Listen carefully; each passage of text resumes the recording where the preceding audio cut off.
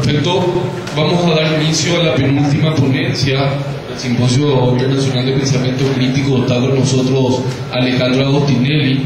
Él es periodista argentino desde 1984, pasó por las redacciones de las principales revistas de divulgación científica publicadas en Argentina, colaboró en revistas de orientación escéptica, pero también en otras de difusión popular. En el año 1990 fue parte del Centro Argentino para la Investigación y Refutación de la Pseudociencia y asesoró en su revista El Ojo Escéptico. Hoy colabora en el blog Ciencia Bruja en Yahoo en español y asesora el canal Infinito para su noticiero científico Incógnito, y lleva el blog Factor 302.4.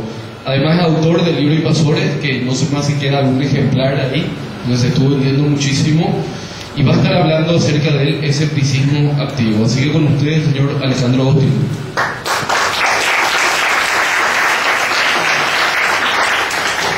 Gracias. Buenas tardes. Bueno, primero agradecer a la APRA, a la universidad, a ustedes por haber resistido hasta este momento, y yo lamento profundamente hubiera seguido gustosamente el tiempo que me correspondía para seguir escuchando a Jorge Alfonso, porque la verdad que sus conocimientos sobre la historia del cristianismo son apabullantes, pero no me queda más remedio que estar aquí con ustedes enfrentando una pequeña historia, porque es la pequeña historia de un colectivo, la historia de un grupo de... no sé si se oye bien, ¿no? Es la pequeña historia de un grupo de personas que entre los años 1990 y fines de la década del 90 nos dedicamos en la Argentina a desmitificar la pseudociencia. Una de las intenciones que tiene esta breve charla, trataré de hacerlo lo más breve posible, para lo cual voy a leer la conferencia para no irme por las ramas. Es ver si de pronto puede ser útil para APRA o para la gente interesada en la ciencia y en su divulgación algunas de las experiencias que hemos vivido durante todos esos años. Yo fui parte de CAIRP entre 1990 y 1994, o sea, sería como una especie de apóstol escriba, ¿no? De aquella experiencia primeriza. La verdad es que el CAIRP fue la primera organización latinoamericana que surgió a semejanza del SAICOP, del actual CFI que representa a Alejandro Borgo en la Argentina. Durante casi 7 años, entre 1991 y 1997, el CAIRP fue una institución con su propia sede social, su propia publicación, El Ojo Escéptico. Sus integrantes éramos regularmente invitados a los medios a presentar la otra cara de la moneda, de la pseudociencia. En esta sinopsis, si querés podés dar ya la primera pantalla, voy a presentar algunos ejemplos emblemáticos de lo que fue la actividad de CAIRP en sus años de existencia, y un breve balance, ¿no?, sobre aquella acción. Es muy importante señalar que el CAIRP surgía justo cuando estaba en auge, por lo menos en nuestro país, la New Age, la nueva era. Estos eran los tópicos, ¿no? Estos eran los tópicos: medicina alternativa, curaterismo, astrología, magia, control mental, poderes místicos curativos, cristales, pirámides, imposición de manos. Esas eran un poco las temáticas centrales.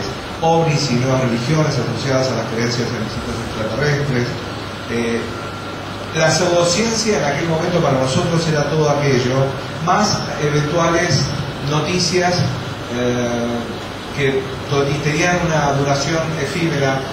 Esto lo vemos todo el tiempo, ¿no? En la charla que dio Eduardo pudimos también ver pequeños acontecimientos que tenían escasa duración en el interés del público y en la difusión de los medios, pero que también nosotros nos ocupábamos, en base a nuestra experiencia, a dar como otro punto de vista.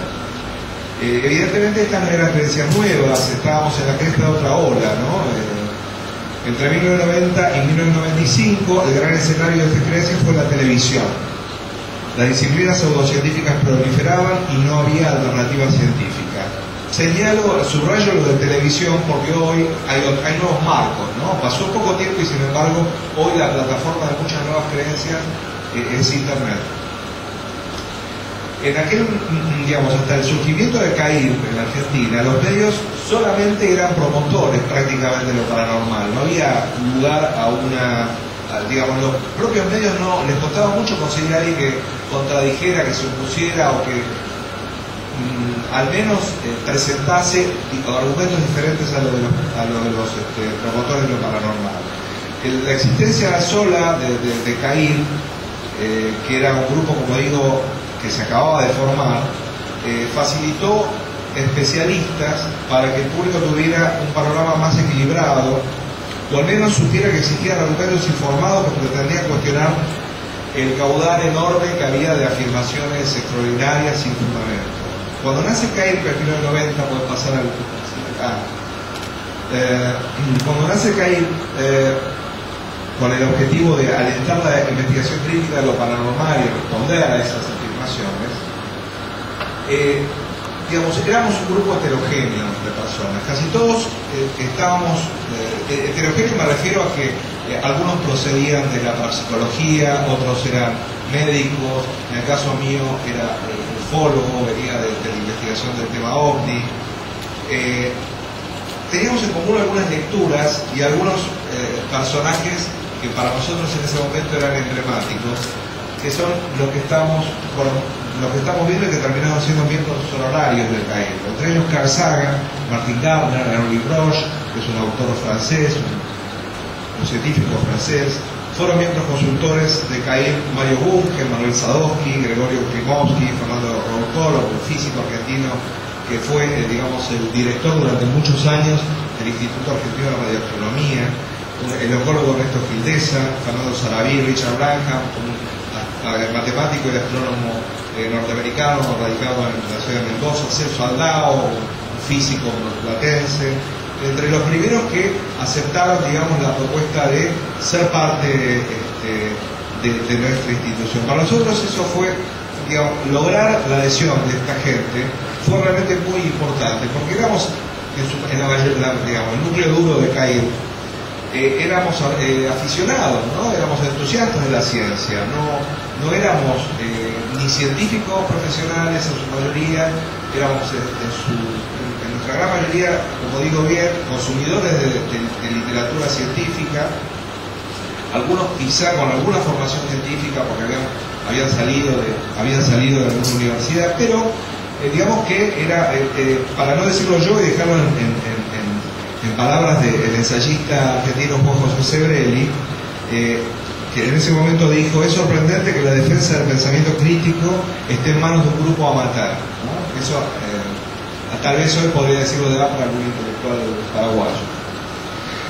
Por eso fue tan importante el apoyo de esas personalidades tan prestigiosas, con algunas contradicciones, ¿no? Nosotros nos oponíamos al argumento de autoridad por principio, pero sin embargo nos beneficiábamos de este argumento de autoridad para podernos insertar en los medios. Era un momento en el que, entre comillas, cualquier método era válido para hacernos escuchar. Éramos muy pesimistas al principio cuanto a esa posibilidad, y sin embargo obtuvimos rápidamente respuesta, ¿no? O sea, esto que hicimos funcionó. Tengamos que tener en cuenta, como dije hace un rato, que en 1990 Internet no existía, no era fácil obtener información crítica, cada dato era muy apreciado, había excelentes autores, pero sus pocos libros muchas veces eran muy difíciles de conseguir, a diferencia del momento actual, ¿no? Donde la información es abundante, autores hay muchos, tal vez lo que faltan son herramientas de discernimiento, ¿no? Y medios que pongan al alcance estas herramientas. Congresos como este son fundamentales para poner estas herramientas para facilitar el acceso a la información del público. En la siguiente pantalla voy a mostrar un poco cuál fue la literatura y las obras que influyeron sobre los primeros escépticos argentinos. La serie Cosmos, la serie de televisión de Carl Sagan, que fue era para nosotros, y tal vez lo sigue siendo, la obra cumbre de la divulgación de la ciencia. Los libros El cerebro de Broca, también de Carl Sagan, Pseudociencia e ideología, de Mario Brugge, La ciencia de lo bueno, lo malo y lo falso, de Martin Gabler, Los nuevos apócrifos, que era una joyita que aparecía como un insert, digamos, como un suplemento dentro de una revista argentina de ciencia ficción, El Péndulo, que la verdad es que nos abrió los ojos a muchos de los lectores de la década del 80 sobre un montón de materias relacionadas con la pseudociencia. Y también teníamos antecedentes de los Estados Unidos de Crítica del Cuadro y de la Alternativa Racional de España. Esas eran nuestras fuentes. Como decía antes, esta existencia, la sola existencia de una voz crítica que estaba dispuesta a llamarle pseudociencia, la falsa ciencia, a la ciencia a lo que se hace pasar por ciencia sin serlo, fue tan importante que de hecho los medios a veces hasta se veían obligados, digamos, a presentar la otra campana. Porque durante un lapso participamos muy a menudo de los programas de televisión y en los medios gráficos. Ante las noticias de ovnis, apariciones fantasmales, terapias nuevas, médicas, alternativas, las más llamadas alternativas, los medios nos convocaban. Si no éramos invitados, a veces hasta significaba que estaban omitiendo a la contraparte, ¿no? O sea, había como, hasta se había llegado un poco a esa idea entre los periodistas, que si no había alguien de CAIR o alguna persona invitada o cuyo contacto hubiese sido facilitado, un científico cuyo contacto hubiese sido facilitado por el CAIR, no había, digamos, corría ese programa, ese medio, el riesgo de ser etiquetado como promotor de la pseudociencia. Bueno, la experiencia de cada uno de nosotros en ese grupo fue presentar nuestras ideas a partir de nuestras propias investigaciones en cada área, lo que tengo que hacer más, ¿no? Hacíamos nuestras propias investigaciones de campo, teníamos nuestra propia bibliografía, nuestras propias experiencias. Podemos pasar a la siguiente pantalla. En el caso mío, bueno, como especialista, digamos, en ovnis, compartía con mucha otra gente que había estado dentro de la ufología, entre ellos con Jorge Alfonso Ramírez, una etapa de una intensa actividad investigando desde un punto de vista lo más neutral posible, porque realmente muchos de nosotros no teníamos una idea previa acerca de los ovnis. Queríamos que fuesen extraterrestres, pero queríamos también investigar para ver si eso era cierto. Y bueno, fuimos confluyendo, curiosamente, en diversos países del mundo en unas organizaciones dedicadas a desmitificar la pseudociencia. O sea, era tan notable la tergiversación que se hacía de la información sobre este tema, y nosotros éramos tan inconscientes de que lo mismo estaba pasando en otras áreas, ¿no? Parapsicología, medicina, que casi de forma natural fuimos desembocando en las organizaciones escépticas que fueron formándose en todo el mundo. Ese fue el caso de Jorge Alfonso en Paraguay, el caso nuestro en Argentina. Bueno, en España hubo muchos ufólogos que terminaron también formando parte de la Alternativa Racional de la Pseudociencia. Y muy esquemáticamente, para dejarles sembrado algunas ideas acerca de mi propia especialidad, quería dejar puntualizadas algunas cuestiones relacionadas sobre lo que sabemos sobre los ovnis. Solo sabemos lo que no son, que son no identificados. Tampoco y sin embargo tanto. El desconocimiento es un buen envase para la imaginación. ¿Y por qué nos volvemos escépticos, ¿no?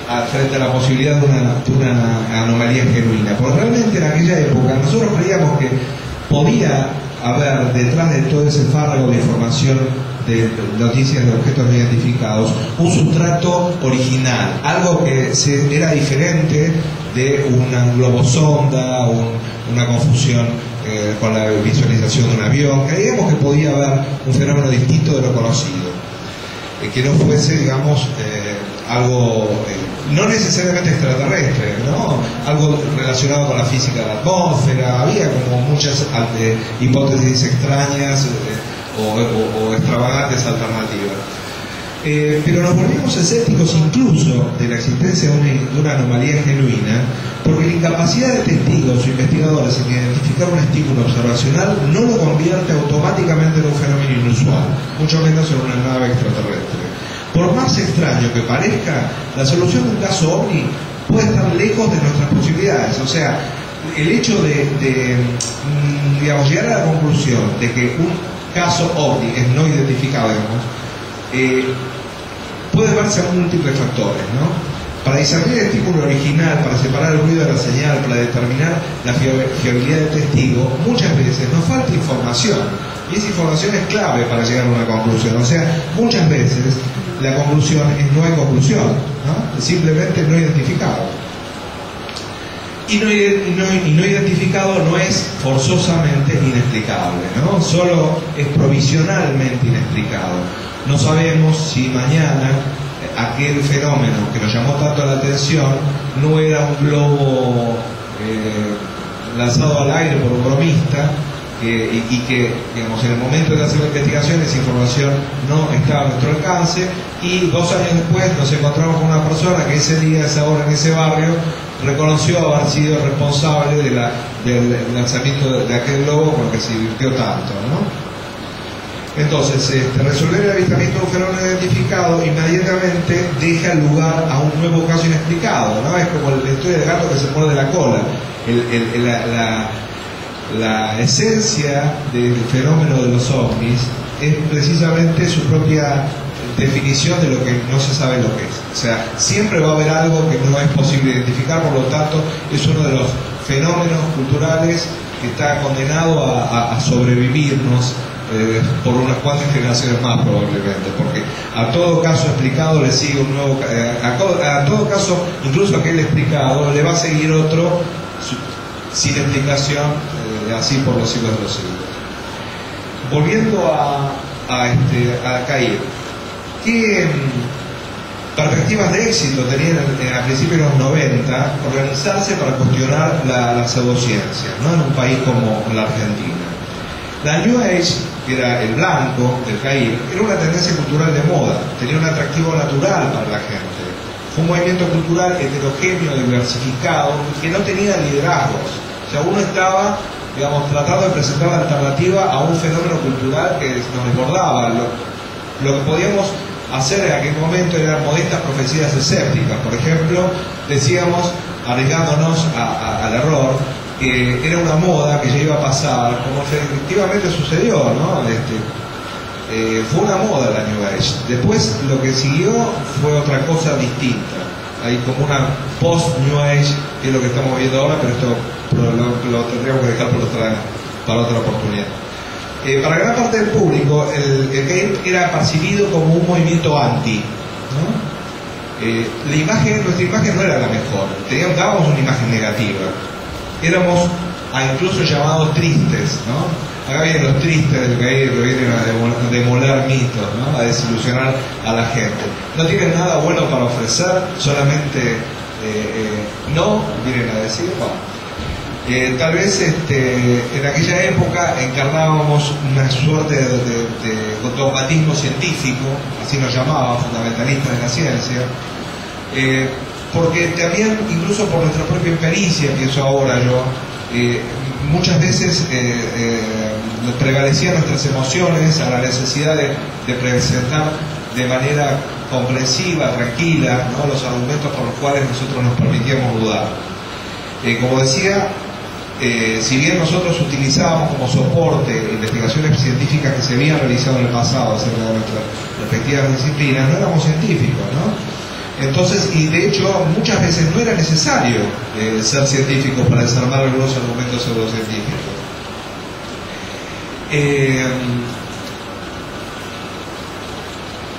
A ver, en la historia digamos, hay una historia conceptual que yo quiero contar, redondear básicamente sobre Cair, que intenté dividirlo en 4 etapas. En una primera etapa, nosotros explicamos a un sector del público más interesado al sector, nos orientamos al público más interesado en los enigmas populares, ¿no? y explicábamos por qué nosotros considerábamos que las pseudociencias debían ser enfrentadas. ¿Cuáles eran nuestros argumentos sobre por qué valía la pena el esfuerzo de generar una institución dedicada a dar esta batalla? Los estándares del escepticismo de la prensa, de los medios gráficos, son muy bajos. Esos estándares son aún más bajos ante creencias pseudocientíficas o experiencias extraordinarias. Este déficit también afecta a los periodistas científicos. Pocos conocen el tema. La máxima aspiración de objetividad ante un caso paranormal es describir el hecho o la afirmación. Descriptivo, ¿no? O sea, hacer una descripción del hecho pro y contraponer a esta afirmación una crítica escéptica contra, ¿no? Pero el escepticismo, muchas veces hemos debido decirles a colegas periodistas, es inherente de la labor periodística. O sea, el escepticismo no está separado, no es como una especialidad aparte, uno puede ejercer o no a voluntad. Hasta cuando contamos una crónica de misterio, nosotros podemos hacerlo de todos modos, ejerciendo el escepticismo o estimulando el escepticismo del lector. Digamos que no, incluso no puede no reducirse a un mero pro y contra, ¿no? El propio periodista, que tiene que tener una formación escéptica por su propia naturaleza, porque el periodismo es una profesión inquisitiva, debe poner en práctica esta herramienta que proviene de la ciencia, digamos, para poder ejercer bien su profesión. Sigamos a la siguiente pantalla. Bueno, este es un poco el chiste, predicando el escepticismo, ¿no? Nosotros en aquella época éramos considerados los dueños de la verdad, ¿no? Entonces ese escepticismo predicador que iba a los medios a contraponer sus argumentos era también muy cuestionado por una cierta cosa así de aire de superioridad. Ustedes se las creen todas, creen que se las saben todas y no dejan lugar a matices. Había un poco esa, estoy describiendo un poco la onda, ¿no?, de aquella época con relación a nuestra organización. De hecho, nosotros, como todos proveníamos de alguna pseudociencia, apelábamos muchas veces a nuestra experiencia personal, ¿no? Decíamos, bueno, yo lo viví, había como un testimonio de fe, ¿no? Yo pasé por todo esto, yo durante una época fui creyente en los extraterrestres y ahora que vi la luz, les puedo contar a ustedes, hermanos, que estaba equivocado y que en realidad los ovnis tienen una explicación racional, ¿no? O sea que había un poco por la propia naturaleza de nuestra actividad que estábamos estrenando, teníamos un poquito esa cuestión. Nuestras críticas de cualquier manera estaban apoyadas en argumentos muy racionales, ¿no? Las críticas hacia las pseudociencias mencionaban que, bueno, que casi todas se basaban en casos anecdóticos, sin pruebas confirmatorias, que ante la falta de evidencia la prensa inventa noticias o las adereza con fantasías, la subestimación del fraude deliberado y del autoengaño, esto es algo muy común, se subestima la capacidad o la posibilidad de que la gente esté falsificando historias, y el público también subestima la capacidad de la prensa de falsificar historias. Si las hipótesis psicosociales explican la mayoría de los casos, esa misma hipótesis también se puede dar cuenta del pequeño número de casos que no fueron explicados. Ese es también uno de los argumentos que utilizábamos mucho, ¿no? O sea, si una hipótesis psicosocial explica que los platos voladores son una historia muy relacionada con la cultura, entonces y que tienen cada uno una explicación independiente de la otra, probablemente aquellos casos que son difíciles de explicar responden a la misma naturaleza, ¿no? Vamos a pasar a la siguiente pantalla. Desde el CAIR nosotros nos involucramos con las noticias del día, ¿no? Esto ya podríamos decir que es una segunda etapa. Empezamos a intervenir, empezamos a ser agentes productores de información. Y fuimos parte de la noticia, ¿no? En el año 91, meses después de la fundación del CAIR, pero en un canal de televisión abierta, Enrique Márquez, que era el presidente del CAIR, ilusionista, se hizo pasar por cirujano psíquico. Recién al final, cirugía psíquica es una práctica que, digamos, que utilizada tanto en Filipinas como en Brasil, que muchos de ustedes seguramente conocerán, que el curandero simula una operación con las manos, ¿no? Mucha gente, aunque no lo cueste creer, piensa que efectivamente hay una operación real. En esa oportunidad, Enrique Márquez lo que hizo fue simular una operación psíquica. Simular una operación psíquica significa hacer lo mismo que hacen los cirujanos filipinos o brasileños, ¿no? Y al final reveló su condición de ilusionista. A pesar de lo cual, mucha gente llamaba al canal para pedir el teléfono de Márquez. O sea, no llegaba mucha gente a darse cuenta que lo que él estaba tratando de hacer era mostrar lo fácil que era engañar al público. Bueno, años más tarde el tema volvió, ¿no? Un tal Alex Orbito, filipino, estuvo en la Argentina y en aquella oportunidad fue muy difundido por Claudio María Domínguez, un charlatán argentino que lamentablemente también ha regresado a los medios y que promovió muy activamente el fraude de los filipinos, ¿no? Y de hecho en aquella oportunidad una filmación de Domínguez sirvió para mostrar el elemento que utilizaban los filipinos, que era una pollita de sangre que hacía estallar sobre el cuerpo de la víctima, ¿no? Y en esa oportunidad yo entrevisté a Domínguez, le mostré la evidencia de su propio video de esa ampollita que utilizaba el filipino para engañar a todos y sobre todo a los pacientes, ¿no? Y él alejó, dijo, no, eso lo pusiste vos, eso no está en mi video, ¿no? Una reacción muy típica, ¿no? De negarse a la evidencia. Siguiente pantalla. Acá otra vez lo tenemos a Enrique Márquez, como decía el primer presidente del CAIR. Estamos viendo la primera portada del Ojo Escéptico. Perdón, no fue la primera, fue creo que la segunda, ¿no? Ale, el número 2, sí. En este número nosotros lanzábamos el proyecto Psi.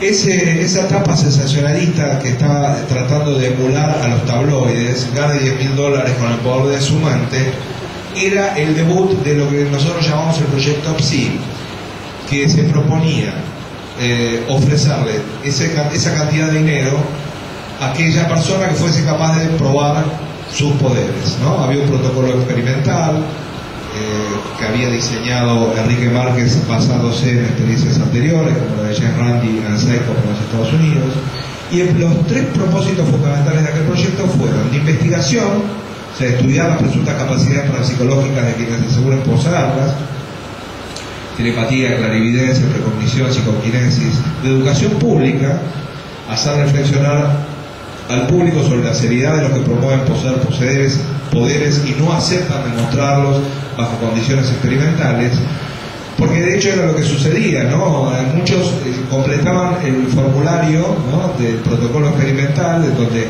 ellos describían cuál era la proeza que iban a realizar, y cuando al final veían que tenían que dejar puesta la firma y que en esa firma autorizaban la divulgación de los resultados de esa investigación, la mayoría se echaba atrás.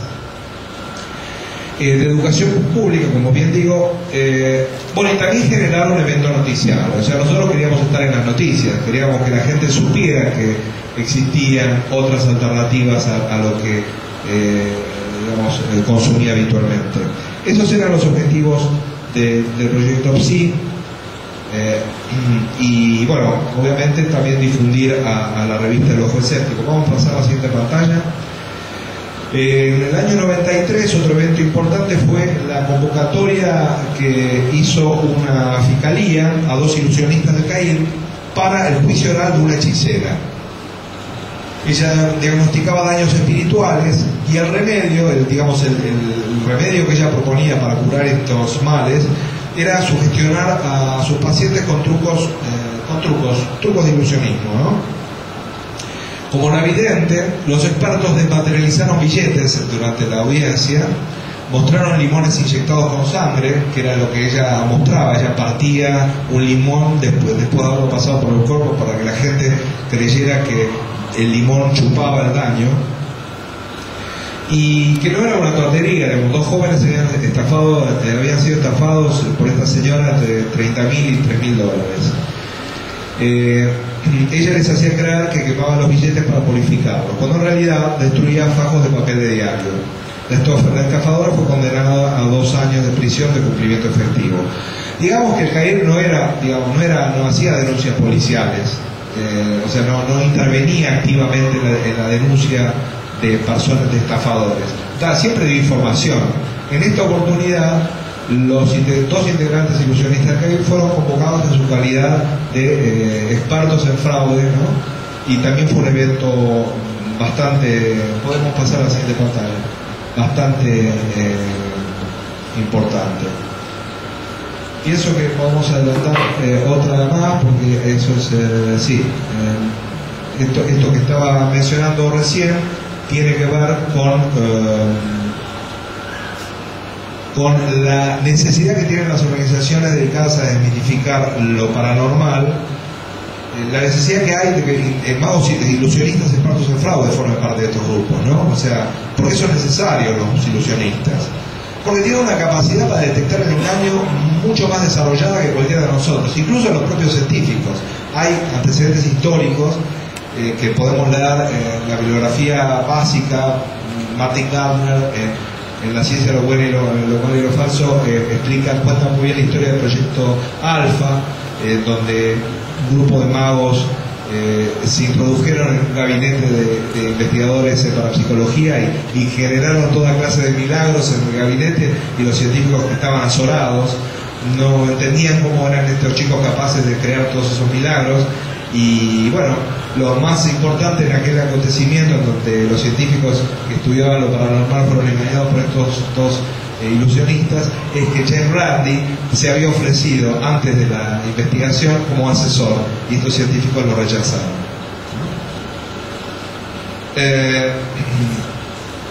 Bien, vamos redondeando. Hubo una tercera etapa y una cuarta que voy a contar corriendo. La tercera etapa del CAIR podríamos definir que fue una etapa en donde nosotros nos planteamos crecer, ¿no? Crecer, capacitar a personas que pudieran seguir nuestros pasos. Eso no lo conseguimos, la revista El Ojo Escéptico tuvo en su momento cumbre llegó a vender 1 millón de ejemplares, que no era una cifra despreciable, ¿no? Siempre tengamos en cuenta que era la época pre-internet. Éramos más o menos 20 personas las más activas, y tal vez los muy activos éramos 3 o 4. Nosotros también pensábamos que era una entidad que funcionaba con el voluntarismo de sus miembros, que eso no iba a ayudar a que la cosa siguiera. Éramos muy principistas, por ejemplo, no permitíamos el auspicio de un laboratorio porque eso nos quitaba autoridad moral para enfrentar las medicinas alternativas. Y sin embargo era una institución paupérrima de recursos, por lo tanto esa ayuda no hubiera estado mal recibirla si hubiésemos aclarado públicamente quiénes eran nuestros sponsors, ¿no? Es una manera honesta de aceptar la publicidad. Esa mentalidad de club social, ese purismo excesivo, hirieron de muerte a la organización. A fines de la década del 90, el CAIR prácticamente ya era un recuerdo. Sin embargo, a pesar de eso, hubo una segunda camada que intentó mantenerlo a flote. Cuando casi ninguno de los fundadores quedábamos dentro del grupo. El último, el más resistente de todos, fue Alejandro Borgo. Fue el último presidente, digamos, del CAIR, o uno de los últimos. Hubo uno posterior, pero que no tuvo mucha relevancia, que intentó mantener a flote la institución. Un grupo de advenedizos, porque así había que llamarles, se adueñaron del CAIR, y los socios fundadores decidimos disolverla, ¿no? Porque más vale dejar un buen recuerdo, ¿no?, de la etapa en donde intentábamos hacer las cosas bien, que siguiera un mamarracho. Y así fue como le invitamos a la gente que estaba en CAIR, que quería seguir con el CAIR y estaba haciendo todo mal, que creara su propia organización, ¿no? Y así nació la Asociación Argentina de Lucha contra las Pseudociencias, ASALU, que estaba formado por la gente que quedó sin la estructura del CAIR. Este grupo terminó disuelto poco tiempo tiempo después, cuando su presidente fue acusado de plagio y de falsificar documentación para defender una hipótesis escéptica, entre comillas, para refutar un caso OVNI. Podemos seguir a la siguiente pantalla. El fraude escéptico lo voy a contar muy brevemente, ahí podemos leer un poco, digamos, la idea fue básicamente que nosotros vimos que el presidente de esa organización, Christian Sanz, digamos, estaba cometiendo uno de los peores errores que puede cometer alguien que se dice escéptico, ¿no? Tal vez debe haber pocos daños morales tan graves como denunciar un engaño cometiendo otro, ¿no? Y así fue como Alejandro Borgo, Max Seifert y yo escribimos un artículo, denunciamos a Christian Sanz, a la salud, que estaba avalando estas fallas éticas, explicamos cómo se había falsificado un fax para crear una fuente que no existía, de la información que contenía ese supuesto fax, nosotros conseguimos determinar fácilmente que había sido una falsificación. Los compañeros de Sanz en la salud se resistieron a ver la realidad, ¿no? Como si fueran devotos de una religión. Y nosotros nos volvimos de alguna manera como guardianes de la ortodoxia, ¿no? O sea, la iniciativa del CAIR prácticamente había desaparecido con los fundadores. En la actualidad probablemente sea un tema interesante para debatir en la mesa que vamos a compartir con Alejandro Borgo y Alberto de la Torre, para no extenderme más, pero básicamente lo que quería transmitirles a ustedes era aquella experiencia, ¿no? Una experiencia que no llegó a los 10 años, que fue sumamente instructiva, en donde lo que yo hice fue contar algunos hitos históricos más o menos relevantes de mi propia subjetividad. Hubo otros, probablemente Alejandro recordará algún otro episodio memorable de aquellos años. Él continúa el trabajo con el Center for Inquirer. Nosotros, los que formamos parte de CAIR, seguimos interesados en el tema, tal vez desde otras perspectivas, tal vez por el hecho de no estar socializados en un grupo con mayor independencia, ¿no? Lo que tienen los grupos es eso, uno se socializa dentro de ese grupo y tiene una cosmovisión semejante uno con otro. El no estar en un grupo permite cierta libertad individual, pero espero que esta pequeña historia, tal vez no tan apasionante como la historia de Jesús que contó Jorge Alfonso, les haya parecido entretenida y que les haya dejado alguna idea, alguna reflexión. Muchas gracias.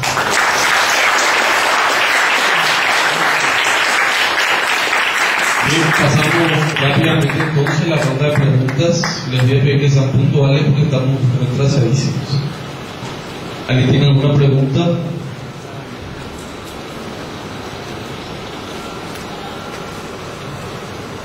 Sí. Atrás, allá, después Antonio.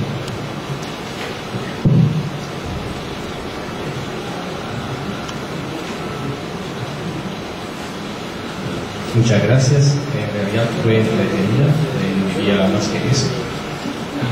Quería aprovechar porque mientras iban cerrando la presentación se veía una foto de un UFO de forma variable. Y no estoy tratando de apoyar a que vaya atrás, pero no puedo dejar de tomar en cuenta que acá en Asunción, justamente durante los últimos años, muchos presentaron fotos de esta clase. Y quería saber si como parte de vuestras actividades se llevó a cabo como, voy a decir, digamos un estudio gráfico o a nivel de computadora para, digamos, validar lo cierto o lo artificial de las imágenes que se suelen producir en estos casos. Muchas gracias. Esa imagen era parte de lo que me salté para llegar al poder. ¿Cómo? Sí, se puede poner.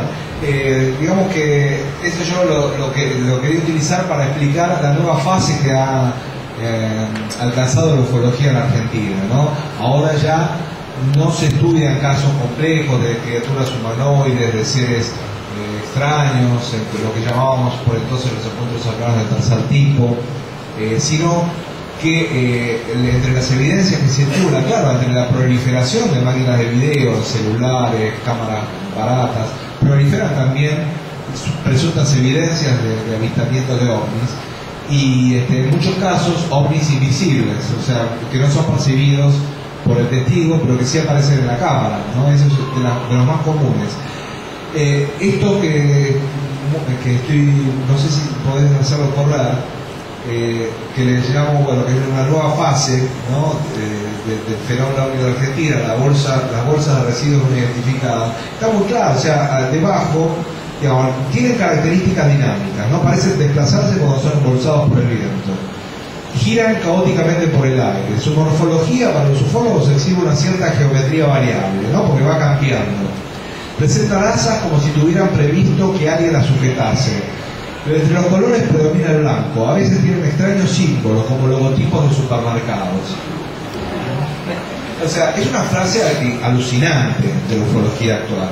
O sea, ya una bolsa flotando en el aire es un objeto no identificado. ¿Cómo demostrar lo contrario? Bueno, se puede probar, digamos, que es una bolsa, porque tiene asas, porque tiene un logotipo de un supermercado, pero el nivel de aceptación de algunos ufólogos es tan alto a la novedad que ellos no ven estas evidencias. Ellos consideran que esto es un muy buen caso, un muy buen ejemplo de objeto no identificado, de nave, una nave amorfa. Y bueno, ¿qué voy a hacer si tiene asas? No es mi problema, es un problema del ovni, que se parece demasiado a una bolsa. Lo dicen así, yo no tengo la culpa que se parezca a una bolsa. Y digamos, es como un nivel en donde ya la creencia se transforma en otra cosa, ¿no? Se transforma en algo parecido a la fe religiosa, en donde creo que ya prácticamente empieza a ser hasta innecesario, ¿no? Dar una explicación racional y que nos podemos divertir un rato. Esa era un poco la intención de mostrar ese video. Que a veces no es necesario ponerse como un loco enojón frente a una evidencia de este tipo, ¿no? A buen entendedor, creo yo, aquellos que quieren creer que eso es una nave extraterrestre, porque tienen derecho a hacerlo. Intentemos contribuir de alguna manera al mejor discernimiento de las cosas de esta persona, pero no nos debería enojar, ¿no? Y Antonio, acá adelante, después cerramos ya. Solo quería hacerle una pregunta. Si actualmente hay grupos que continúan el trabajo de usted en Argentina, o también. Por supuesto, como decía, está el Center for Inquiry, el CFI. El presidente del CFI es Alejandro Borgo, aquí presente, y ese es el grupo, sí, digamos, es él sobre todo, y tiene por suerte algunos colaboradores, entre los cuales me cuento, que tratamos de contribuir para que pueda mantenerse de alguna manera la actividad que en su época inició el Centro Argentino de Investigación y Propagación de la Pseudociencia. De acuerdo que muchas de las cosas que se ven son falsificaciones o accidentes o ilusiones ópticas, y ustedes desmitifican eso, me parece correctísimo. Pero por otro lado, ¿qué opinan ustedes de vida extraterrestre, de inteligencias, de posibilidades de que eventualmente se puedan hacer, no digo que estas sean, sino que se puedan hacer viajes interplanetarios, y que de otro punto de vista no son los mismos que estamos haciendo eso hoy en día, enviando gente a la Luna, a Marte, y hemos enviado también a otros planetas, inclusive más allá del sistema solar? Durante todos estos años mi interés en el tema OVNI fue estrictamente cultural, o sea, un fenómeno terrestre, digamos, un factor desencadenante de historias demasiado humanas. Y me concentré básicamente, te estoy hablando de mi caso particular, en la riqueza del testimonio humano, la fantasía que hay en el testimonio humano, la capacidad de crear historias del ser humano, a partir de un disparador que es precisamente lo que está señalando, que es la posibilidad de ser visitados por seres del espacio exterior, y la posibilidad también de parte de la ciencia humana de poder encontrar alguna evidencia de su existencia. Me parece a mí, el tema de la vida extraterrestre, de investigación científica de la vida extraterrestre, un tema aparte de la ufología, digamos. Es un tema investigado científicamente que probablemente merezca el esfuerzo que están haciendo muchísimos exobiólogos en todo el mundo, ahora llamados astrobiólogos. Probablemente merezca ese esfuerzo, sobre todo porque no sería la primera vez que buscamos una cosa que a lo mejor no se encuentra, se descubren muchas otras, ¿no? Pero me parece a mí que la relación que hay entre la vida extraterrestre y el llamado fenómeno ovni, como si fuera una sola cosa, o sea, en realidad los fenómenos que se producen alrededor del concepto ovni está ligado a la vida extraterrestre desde un punto de vista casi completamente sociocultural, ¿no? Es un poco el hilo rector de la creencia, de la existencia de los ovnis, es la posibilidad de que sean naves extraterrestres. Sin esa hipótesis, probablemente no existieran los platos voladores. La última pregunta, sí puede ser corto.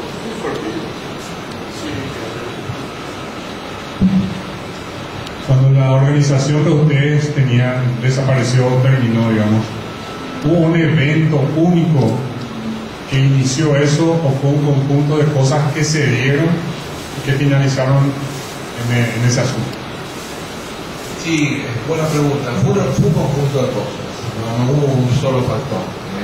En buena medida, digamos, lo que impulsamos el centro, empezamos a cansarnos, ¿no? Empezamos como a aburrirnos de una pelea que en aquel momento pensábamos que valía la pena dar en un sentido por ahí más profundo, ¿no? Hacer cambios más profundos, y por ahí éramos demasiado pretenciosos.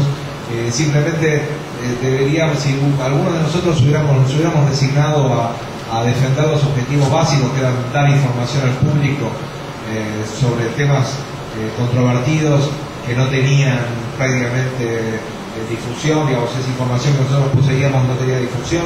Si nos hubiéramos planteado un objetivo tal vez más modesto, no tan ambicioso, tal vez muchos de nosotros hubiéramos persistido dentro del centro. Pero por ahí una exagerada vehemencia, una exagerada actividad, unas ilusiones equivocadas llevaron a que algunos nos fuéramos cansando antes de tiempo. Y también el hecho de tener siempre que aportar nuestros propios recursos, ¿no? De no haber logrado que el centro generara sus propios recursos, fue también un factor que motivó el desaliento de unos cuantos. Sí, efectivamente fueron muchos factores. Sí. Un aplauso para Alejandro.